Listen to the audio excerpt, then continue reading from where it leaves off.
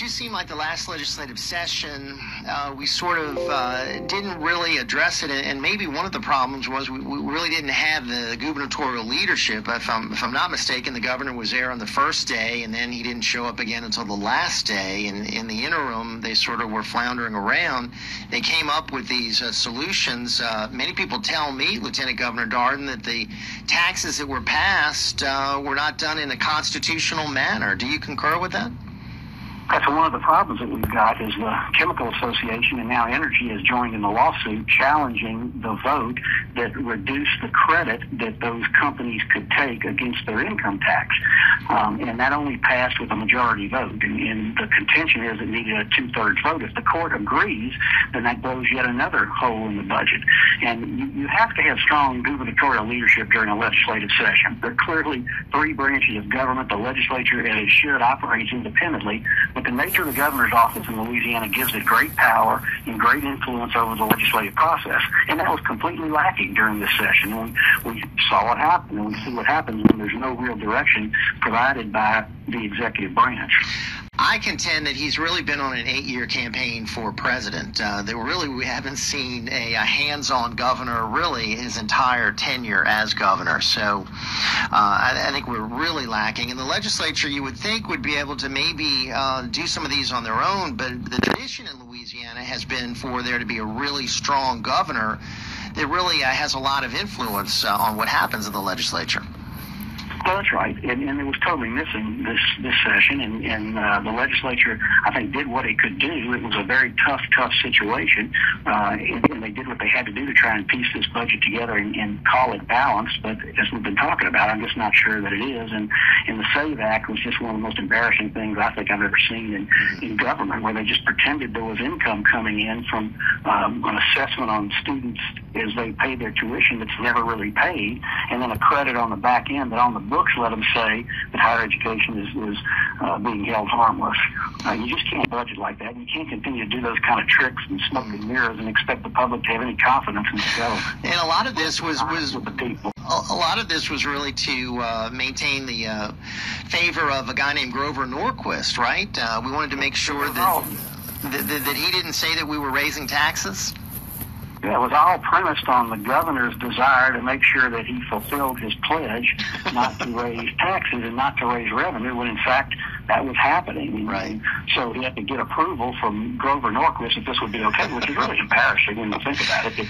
The governor of the state has to get the approval of some guy in Washington. Right. The problem of bringing Washington to Louisiana. It's one of the reasons I'm running. Mm-hmm. We don't need Washington politics brought back to Louisiana, the kind of partisanship and the kind of games that are played in Washington. We need somebody who's got an effective leader for Louisiana, who's shown he can get things done and do more with less, and that's why I'm in the race.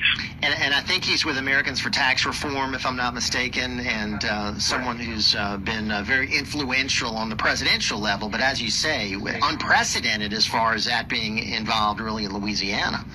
When I take an oath of office, it's to the people of Louisiana. It's not to some guy in Washington or some group in Washington that wants to take a purely philosophical position. And Louisiana's paid for the governor's insistence that he abide by that pledge, regardless of what the best interest of Louisianians might be. Mattery is on with us. Hey, Brian, you're on with the Lieutenant Governor. Mr. Crouere, Lieutenant Governor, thank you so much for taking my call. I have one question for you. You're running for the most important seat in any state in the union. And my question, and this is a very important question, there are already those in the state of Louisiana that are trying to get their hands into the BP money and spend it at their will in whatever way they want. If you were elected, I hope you are, but if you were elected, how can you safeguard? Because from what I understand, there's almost no safeguards in how this money is going to be spent. Because when it's gone, it's gone. It's not coming back. And just like Mr. Crouere said, we're in the hole now with the oil revenues being down into the low 40s instead of what this present governor's done to us, which made absolutely no sense. How can you help Louisiana in safeguarding this money? I'll hang up and listen. All right, my friend. That's a good question, Brian. Right. Brian, I can assure you that that money is going to be safeguarded and used for coastal restoration, storm damage prevention, exactly what the master plan for coastal erosion directs. There are two reasons why that's going to happen. The first is the BP settlement that we've read about that was just recently agreed upon has to be approved by the federal judge. So there's going to be a consent order that directs how that money is to be spent.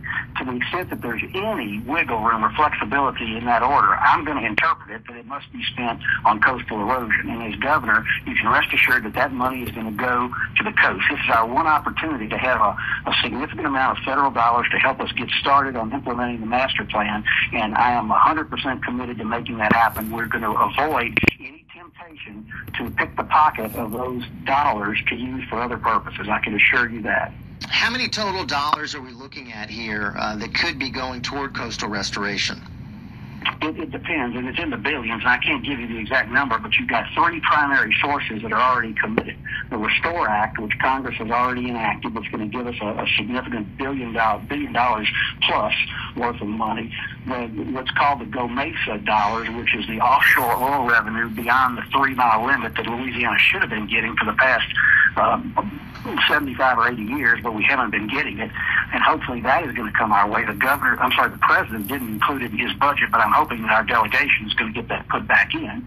And then the third source is the BP settlement that was recently announced. It's going to provide millions of dollars to Louisiana as a result of the settlement of the lawsuit. So you've got a running start on what is a $50 billion restoration program in today's dollars. That doesn't count inflation.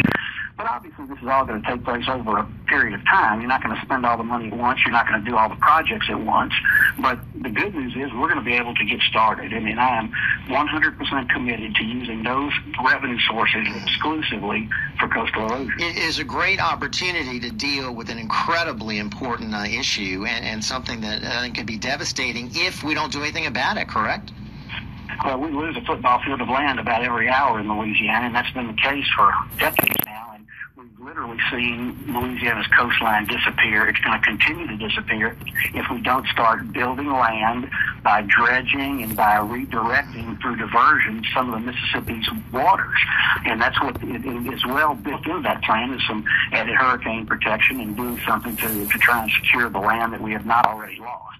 It's as big an issue long-term for the state of Louisiana and for America as any in the state. And I agree. This is Louisiana's coast. This is America's wetland. This is what enables Louisiana to provide America with oil and gas and seafood and the greatest port system in North America. All that continues to erode and eventually go away if we don't do something to rebuild land. I mean, I don't know what kind of future New Orleans has, Lieutenant Governor Dardenne. I mean, if we don't do something about coastal erosion. It's a saltwater estuary. If we can't do something about it, the waters of the Gulf of Mexico, the salt waters of the Gulf of Mexico will be lapping on the shores of Jackson Square, literally, if we don't do something to stop the massive erosion. And finally, I wanted to ask you this. With the start of qualifying, are you sensing that now people are going to start focusing on the race? Because some people have said, they don't think people are focused on the governor's race. Well, I don't think they are at all, Jeff. I mean, we've had 30 forums across the state since the beginning of the year, and so the people who are players on the political scene and interested on a regular basis in government, they've been paying some attention. But the public at large, just anecdotally as well as what we're seeing in polling, has not yet focused on the race. And that's not that unusual. I mean, the gun goes off this week. School's back in, football season started, qualifying's taken place.